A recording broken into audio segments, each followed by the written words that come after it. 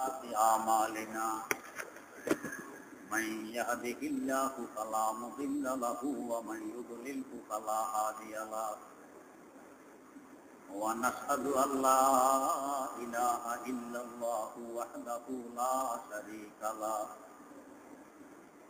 ونشهد أن سيدنا ونبينا ومولانا محمدا عبده ورسوله أرسله بالحق بشيرا ونذيرا وداعيا إلى الله بإذنه وسراجا منيرا صلى الله تعالى عليه وعلى آله وأصحابه وسلم تسليما كثيرا كثيرا أما بعد فأعوذ بالله من الشيطان الرجيم بسم الله الرحمن الرحيم إنا أرسلناك رحمة للعالمين وما أرسلناك إلا رحمة للعالمين صدق الله مولانا العظيم وعن عائشة رضي الله تعالى عنها قالت قال رسول الله صلى الله عليه وسلم ما دخل الرزق في شيء إلا زانه وما خرج عن شيء إلا شانه أو كما قال عليه الصلاة والسلام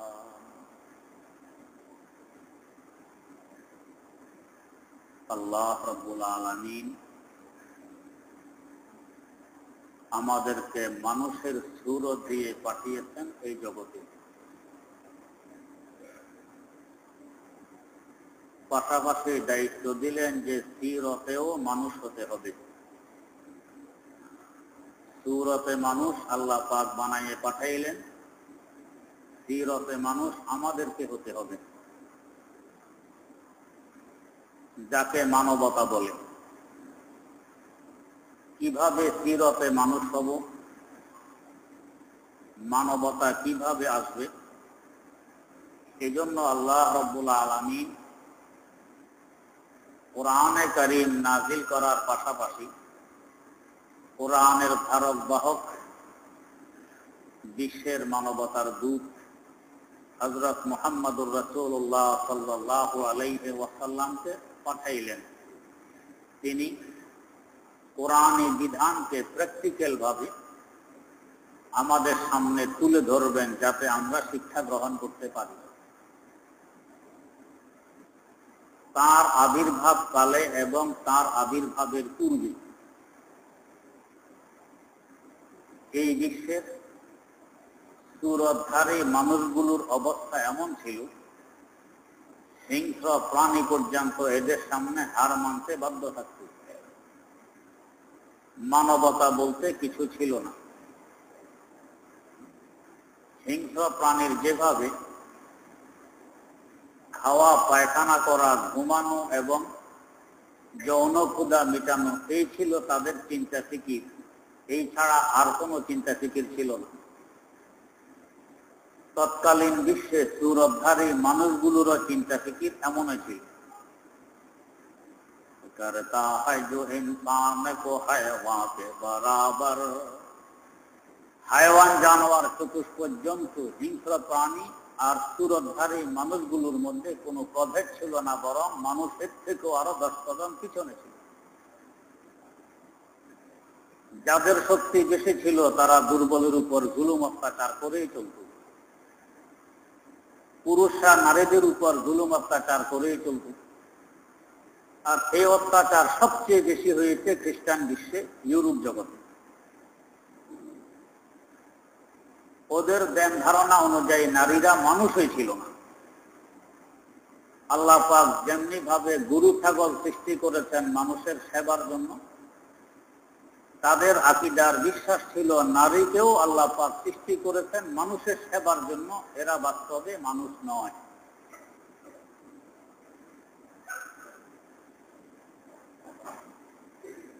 গরু ছাগল আমাদের পরাধীন, আমরা যেভাবে এদেরকে চালাই ওরা এভাবে চলবে। যখন খাওয়ার সুযোগ দেব তখন খাবে, এর আগে তার মুখে একটি টুকরি বেঁধে রাখা হয় যাতে সে খাইতে না পারে। তার শিঙে গলায় কিংবা নাক ছিদ্র করে রশি লাগাইয়ে বেঁধে রাখা হয় যাতে স্বাধীনভাবে এদিক সেদিক ছুটাছুটি করতে না পারে, কোথাও বের হতে না পারে। নারীর সাথে খ্রিস্টান বিশ্বের ছিল এই ব্যবহার। নারীর মুখে টুপি দিয়ে ঘাড়ের পিছনে রশি দিয়ে তালা লাগিয়ে রাখতো যাতে নারী স্বইচ্ছায় কিছু খেতে না পারে। যে পর্যন্ত পুরুষ কথা বলার অনুমতি না দিবে এ পর্যন্ত নারী কথা বলার অনুমতি পাইত না, সাহস পাইত না, কথা বলার অধিকার তাদের ছিল না।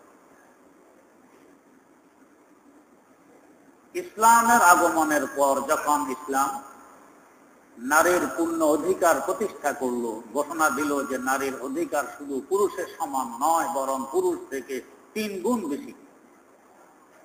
যেহেতু নারী দুর্বল, দুর্বলের অধিকার বেশি থাকে, সবলের দায়িত্ব বেশি থাকে। দায়িত্ব পালন করবে পুরুষ আর অধিকার আদায় করবে নারী। শুধু মানুষ বলেই ইসলাম ক্ষান্ত হয়নি, বরং পুরুষদের থেকে 3 গুণ অধিকার প্রতিষ্ঠা করেছে নারী। এবং এই নারীর হক আর অধিকার এই পরিমাণ ইসলাম ঘোষণা করেছে যে একজন মায়ের পায়ের নিচে সন্তানের বেহেশত। ইন্নাল জান্নাতা তাহতা আকদামিল উম্মাহাত। নারীর ফজিলত, নারীর গুরুত্ব, মর্যাদা ইসলামে এই পরিমাণ দেয়া হয়েছে। আল্লাহ রাসূল সাল্লাল্লাহু আলাইহি ওয়াসাল্লাম ইরশাদ ফরমান, মান কানা লাহু সালাসু বানাতিন ফাসাবারা আলা লাওয়াইহিন্না কুন্না লাহু হিজাবুম মিনান নার, আও কামা ক্বালা আলাইহি সালাতু ওয়াসসালাম। কোন ব্যক্তির যদি 3টি মেয়ে হয়, এই 3টি মেয়েকে সে লালন পালন করে সুপাত্রে পাত্রস্থ করছে। আল্লাহ রাসূল বলেন, এই 3 জন মেয়ে জাহান্নামের সামনে আর হয়ে দাঁড়াবে, পার্টিশন হয়ে দাঁড়াবে, তার পিতাকে জাহান্নামে যেতে দিবে না। সাহাবায়ে কেরাম প্রশ্ন করলেন, ইয়া রাসূলুল্লাহ, যদি কারো 3টি মেয়ে না হয়ে 2টি হয়? হুজুর বললেন, 2টি হলেও সে এই ফজিলত পাবে, তার এই 2 জন মেয়ে তার পিতাকে জাহান্নামে যেতে দিবে না। হাদিস বর্ণনাকারী বলতেছেন, এরপর একজন মেয়ের কথা জিজ্ঞেস করার আমাদের সাহস হয়নি, তাই জিজ্ঞেস করিনি। কিন্তু হুজুরের হাবভাব এমন দেখেছি, যদি একজনের কথা জিজ্ঞেস করা হতো, হয়তো একজনের ব্যাপারেও এই ফজিলতের কথা বলতেন। একজন মেয়ে হলো, সে তার আব্বাকে জাহান্নামে যেতে দিবে না। কিন্তু ছেলে সন্তান যদি 1000 খানেক হয়, এই ফজিলত নেই। এইভাবে ইসলাম নারীর অধিকার প্রতিষ্ঠা করেছে। নারীর অধিকার আদিকালও খ্রিস্টান জগৎ হরণ করেছে, অদ্যাবধি হরণ করেই চলছে। মানবতা কাকে বলে? হায়াওয়ান, জানোয়ার, চতুষ্পদ জন্তু, এদের না জায়েজ না জায়েজের কোনো চিন্তা ফিকির, না হালাল হারামের কোনো বলাই, না শরম লজ্জার কোনো ব্যাপার স্যাপার। যার যখন যেভাবে ইচ্ছা সেভাবেই চলে, হায়াওয়ান জানোয়ারের স্বভাব। আগেও খ্রিস্টান বিশ্বের অবস্থা এমন ছিল, এখনো খ্রিস্টান বিশ্বের অবস্থা, মানুষ আর হায়াওয়ানে কোনো প্রভেদ নেই, বরং হায়াওয়ান জানোয়ার থেকে আরো 10 কদম পিছনে।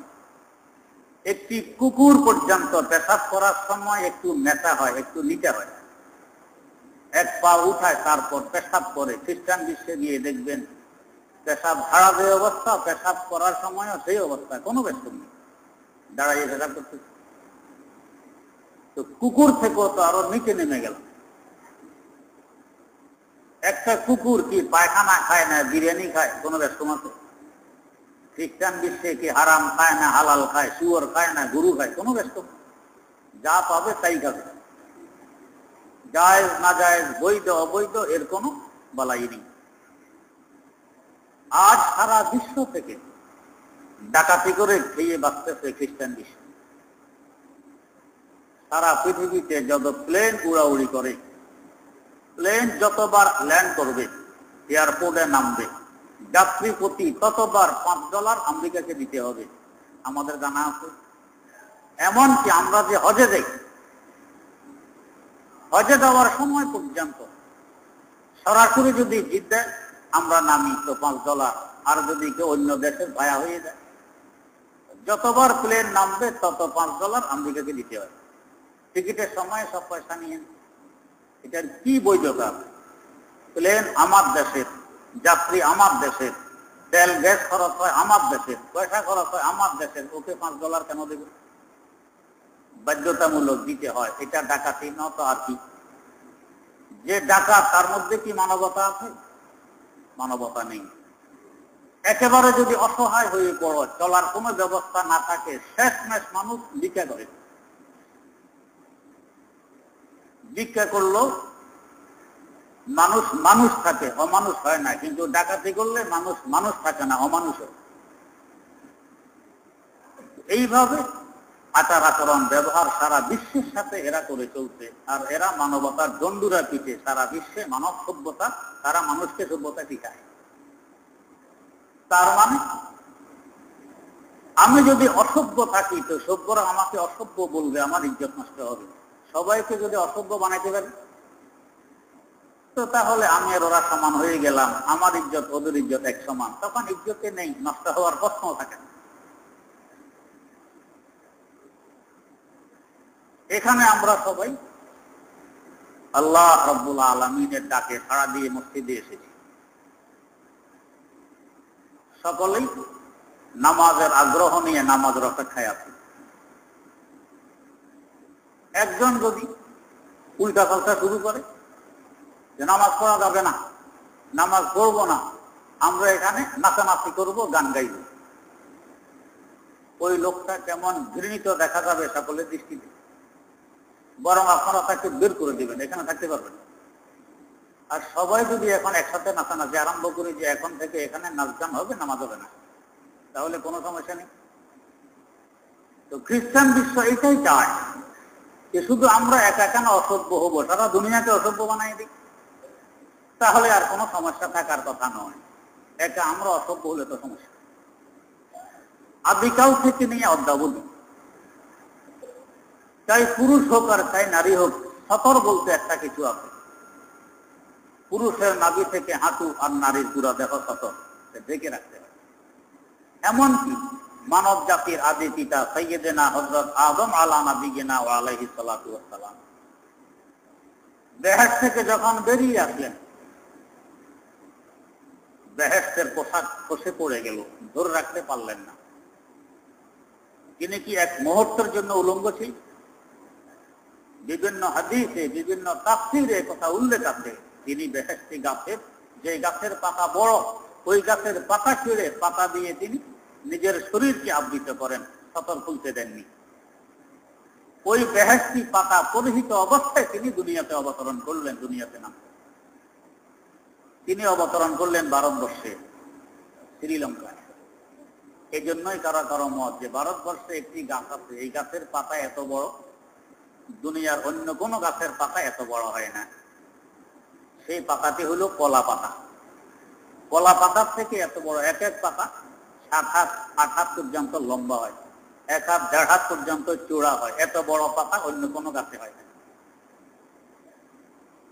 এবং পাতাকে আরবিতে, ফার্সিতে বলে বার্গ, বার্গ মানি পাতা, আরবিতে বলে ওয়ার্ক, ওয়ার্ক মানি পাতা। আমরা বাংলা বলি বরফ, কলার বরফ। তার মানে ওই বার্গ থেকে বরফ, বাসা একটাই রয়ে গেছে। অনেকেরই ধারণা যে এইটাই বেহেশতি গাছের পাতা। ওই পাতা পরিহিত অবস্থায় আমাদের আব্বা জান ভারতবর্ষে আসছেন, ওই পাতা থেকেই ভারতবর্ষ কলা গাছের জন্ম হয়। এবং যত ফল এই দুনিয়াতে আছে, সব ফল থেকে সবচেয়ে উপকৃত ফল হইল কলা। এর থেকে উপকৃত কোনো ফল নেই। তার পাশাপাশি কোনো কোনো ফলের উপর ছিলকা থাকে না, মাছি বসে, পোকামাকড় পড়ে, কিন্তু কলার উপরে ছিলকা আছে। ছিলকা ফেলে দিয়ে ভিতরের কলা আপনি খাবেন, পোকামাকড় সেখানে পৌঁছতে পারে না, মাছি সেখানে পৌঁছতে পারে না, আপনি বিশুদ্ধতম কলা খেতে পারেন। অনেকগুলো গুণে গুণান্বিত অনেক বৈশিষ্ট্য এই কলার মধ্যে রয়ে গেছে, যা বেহেশতের বর্তমান। তো আদি পিতা আব্বাজান আদম আলাইহিস সালাম এক মুহূর্তের জন্য নিজের সতর তুলতে পারলেন না। গাছের পাতা হলো নিজে সতর ঢেকে এই দুনিয়াতে আসেন, যার প্রভাব আর আসর এখনো রয়ে গেছে ভারতবর্ষে। কিন্তু খ্রিস্টান বিশ্বে, বিশেষ করে আমেরিকা, ইউরোপে এখনো এমন জায়গা আছে, ওই জায়গায় কোনো মানুষ ঢুকতে হলে শরীরে সামান্যতম কাপড় নিয়েও ঢুকতে পারবে না। আমাদের আরবি ভাষায় বলে মুজাররাদে মাহব, একেবারে মুজাররাদ, পুরাপুরি বস্ত্রবিহীন অবস্থায় সেখানে ঢুকতে হবে। এটা সেখানের সভ্যতা। আমাদের কোন মুসলিম রাষ্ট্রে এমন কোন জায়গা নেই, এটা আছে খ্রিস্টান বিশ্বে। কুকুর, বিড়াল, শুয়োরকে দেখছেন কখনো পায়জামা পরিধান করছে? জুব্বা গায়ে দিয়ে হাঁটছে না, কেন? এদের শরম লজ্জা বলতে কিছু নেই, এই জন্য এরা সবকিছু দেখায় হাঁটতে পারে, কোনো সমস্যা নেই। শুয়োর আর কুকুরের নাই এই মানুষগুলো এখানে বস্ত্রবিহীন অবস্থায় ঘোরাফেরা করবে, থাকবে। বস্ত্র নিয়ে ঢুকা ওইখানের জন্য অসভ্য। এই হলো খ্রিস্টান বিশ্বের মানবতার বাস্তব রূপ, সভ্যতার বাস্তব রূপ। অর্থনৈতিক ভাবে সারা বিশ্ব থেকে ডাকাতি করে খায়। অন্তত ভিক্ষা বৃত্তিও যদি এখতিয়ার করতো, এত লজ্জার ব্যাপার ছিল না ডাকাতি করা যত লজ্জার ব্যাপার। এক টুইন টাওয়ারের বাহানা দিয়ে কয়েক হাজার টুইন টাওয়ারের পয়সা তারা সারা বিশ্ব থেকে উসুল করে নিয়ে গেছে। অর্থনৈতিক ভাবে এই পরিমাণ দুর্বলতা দেখা দিয়েছে তাদের মধ্যে। আজ যদি বিশেষ করে মধ্যপ্রাচ্যের পয়সা তাদের কাছে না থাকতো, এরা 1 ঘন্টা চলা তাদের পক্ষে সম্ভব হতো না। দেউলিয়া হয়ে যাচ্ছে ভিতরে ভিতরে। সব মুসলমানদের পয়সা কিছু ডাকাতি, কিছু গসব, জোর জবরদস্তি করে নিয়ে তারা চলছে। আফগানিস্তান যখন আক্রমণ করে তখন পত্রিকায় দেখেছি সৌদি কিছু শায়েখরা আমেরিকার বিভিন্ন কোম্পানি থেকে তাদের শেয়ারের পয়সা উঠেই নিয়ে আসতেছিল, যার কারণে 200 কোম্পানি বন্ধ হয়ে গেছে, অচল হয়ে গেছে, পত্রিকায় দেখে। এরপর সরকারি ভাবে আইন করা হয়েছে, কোন শেয়ার এখন উঠে নিতে পারবে না, শেয়ারের পয়সা এখানেই থাকবে। যদি সব পয়সা উঠে নিয়ে আসতো মুসলমানেরা, হয়তো তখনই আমেরিকার চলা শেষ হয়ে যেত। তো কিছু ডাকাতে, কিছু জুলুম, কিছু জোর জবরদস্তি, এভাবে তারা চলছে অর্থনৈতিক ভাবে। আর মানবতা বলতে তো কি অবস্থা আপনারা অনেকে জানেন, যারা পত্র পত্রিকা পড়েন বা বিচক্ষণতার সাথে ওই দেশে আপনারা থাকছেন। মানবতা শিখাইছে এই বিশ্ববাসীকে একমাত্র মানবতার দূত হযরত মুহাম্মদুর রাসূলুল্লাহ সাল্লাল্লাহু আলাইহি ওয়াসাল্লাম। তার আগ মুহূর্তে বিশ্বের কি অবস্থা ছিল, কেমন অন্ধকারে নিমজ্জিত ছিল, বলতে গেলে এখন সময় কুলাবে না। এই খ্রিস্টান বিশ্ব তাদের বাপ মারা গেলে তারা মৃত্যু বার্ষিকী পালন করত মানব নিধন লীলা দিয়ে।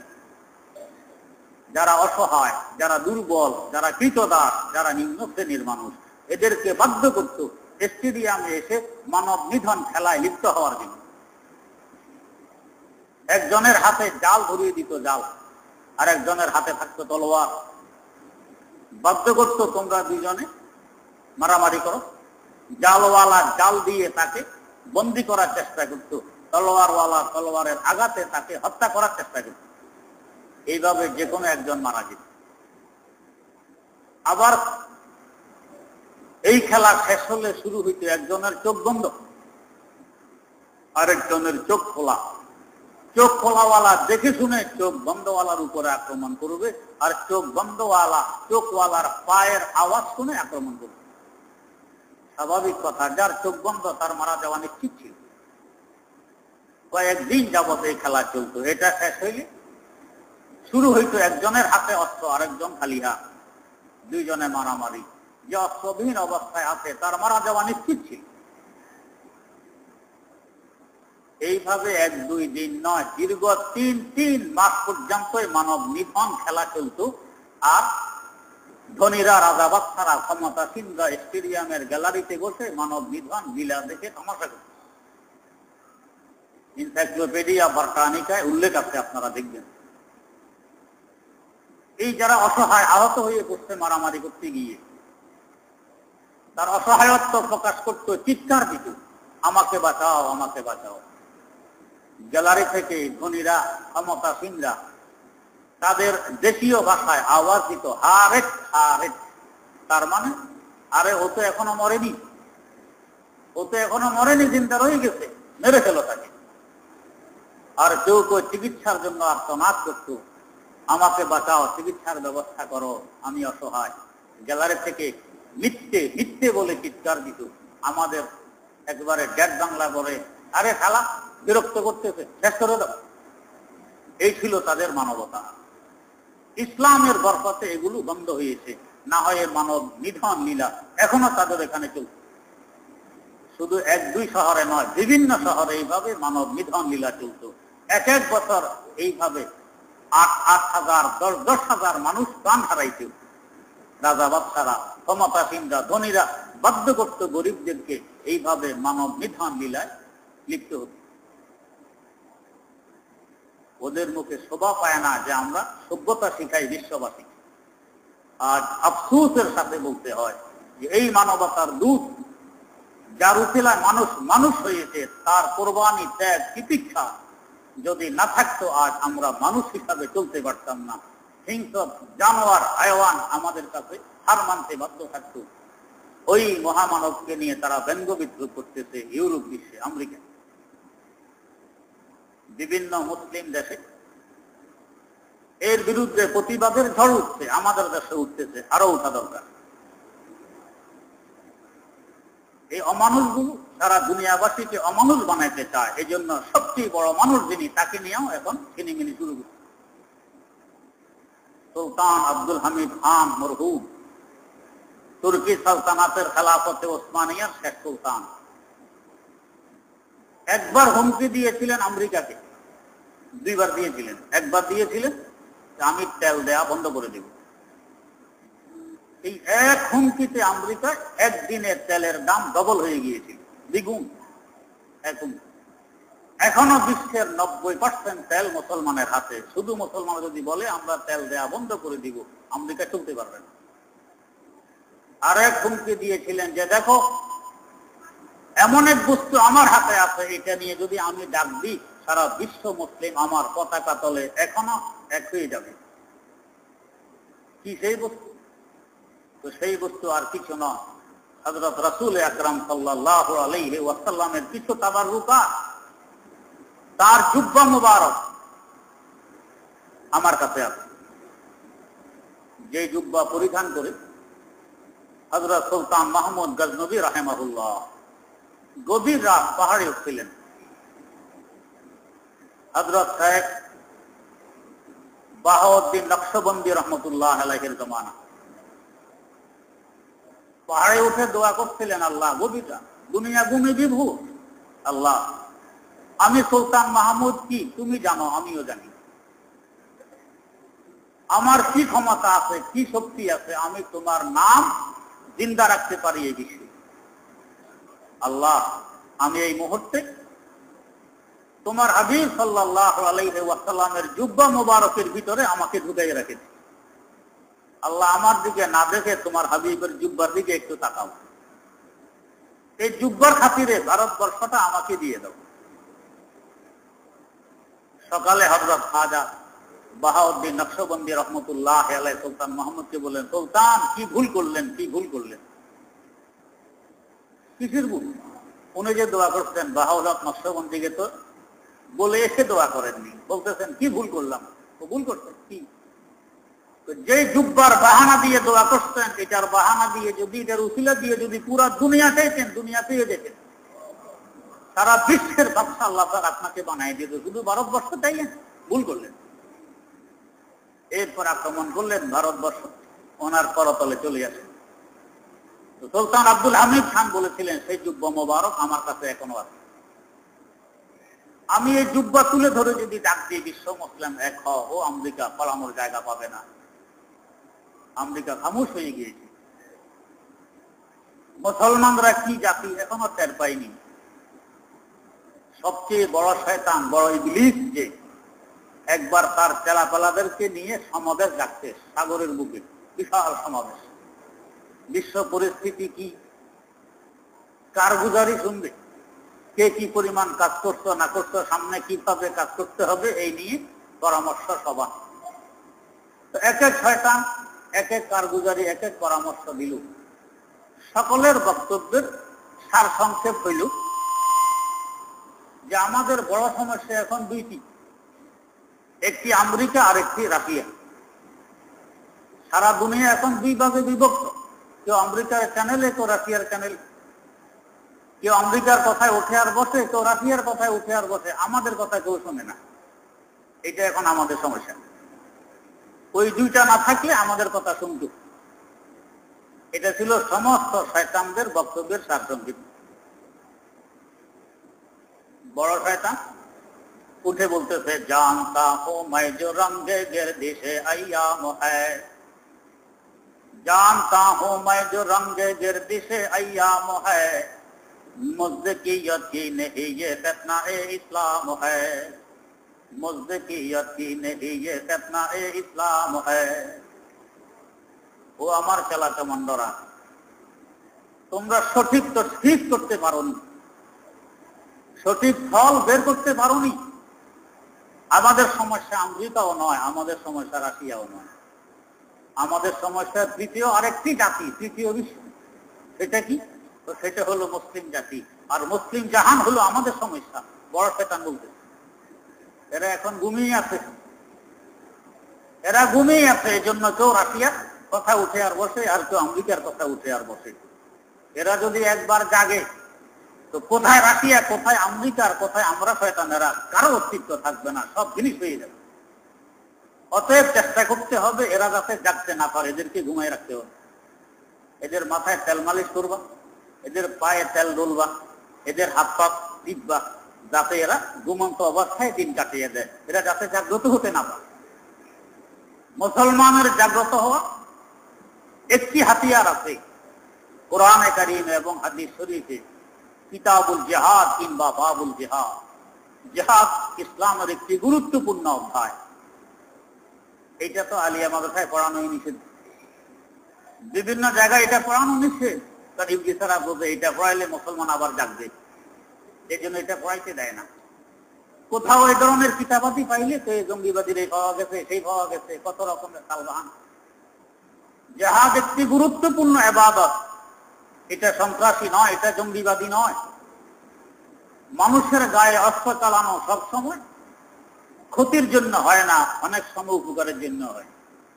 ডাকাত যদি অস্ত্র চালায়, এটা তার ক্ষতির জন্য হয়। ডাক্তার অস্ত্র চালাইলে উপকারের জন্য হয়। বরং এই অস্ত্র চালানোর পর ডাক্তার উল্টা আরো ভিজিট পায়, সে যে অস্ত্র চালাই। তো ইসলামী নিয়ম নীতি অনুযায়ী জিহাদ হলে এটা সন্ত্রাসী নয়, এটা ত্রাস নয়, এটা সন্ত্রাস নয়, এটা জঙ্গিবাদী নয়, এটা জিহাদ। এটা মহামূল্যবান গুরুত্বপূর্ণ একটি ইবাদত।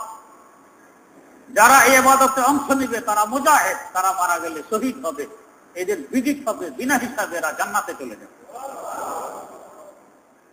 আর যদি ইসলামের নিয়ম নীতি বহির্ভূত অবস্থায় যুদ্ধ করে, এটা জঙ্গিবাদী হয়, এটা তখন ত্রাস হয়, এটা সন্ত্রাস হয়। যারা এটা করবে তারা সন্ত্রাসী হবে। এরা মারা গেলে শাস্তি হিসাবে ডাকাত যেরকম ফাঁসির কাছে ঝুলতে হয়, এরাও জাহান্নামের ফাঁসির কাছে ঝুলবে। ইসলামের নিয়ম বহির্ভূত সারা বিশ্বে অশান্তি, যুদ্ধ ইত্যাদি সৃষ্টি করে রাখছে একমাত্র আমেরিকা, ইউরোপ। অতএব বিশ্বের সবচেয়ে বড় সন্ত্রাসী এরা, সবচেয়ে বেশি সন্ত্রাস সৃষ্টি করে রাখছে এরা, আর উল্টা মুসলমানের উপরে দোষটা পায়। মুসলমানদের মধ্যে যদি সেই জিহাদি চেতনা আবার জাগরণ হয়, জেগে উঠে, তো দেখবে মুসলমানদের অবস্থা কি আর ওদের অবস্থা কি। ঈমানি শক্তি কাকে বলে তখন মুসলমান দেখাই দেবে। এই জন্য আমি মুসলিম বিশ্ব এবং মুসলমানদের ক্ষমতাসীনদের কাছে আহ্বান জানাই, যারা এরা চাপ সৃষ্টি করে আমেরিকা ইউরোপের হায়াওয়ান জানোয়াররা যাতে মুসলমানদের সম্মানিত নবী রাসূল আকরাম সাল্লাল্লাহু আলাইহি ওয়াসাল্লামকে নিয়ে ধরনের ছিনিমিনি না খেলে। আল্লাহ রাব্বুল আলামিন আমাদেরকে সোচ্চার থাকার তৌফিক দান করুন। সুবহানাকাল্লাহুম্মা ওয়া বিহামদিক আশহাদু আল্লা ইলাহা ইল্লা আনতা